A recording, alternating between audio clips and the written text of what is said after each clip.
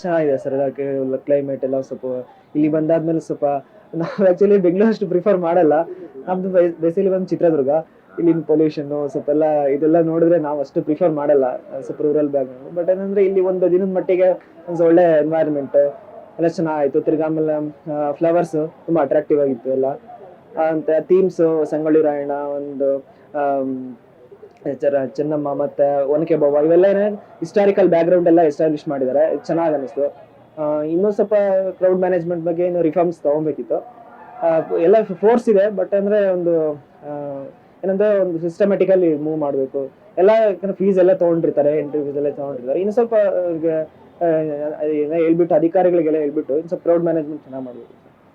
Reforms ಇನ್ನೊಂದ್ ಸ್ವಲ್ಪ ಸುಧಾರಣೆ ಆಗ್ಬೇಕು.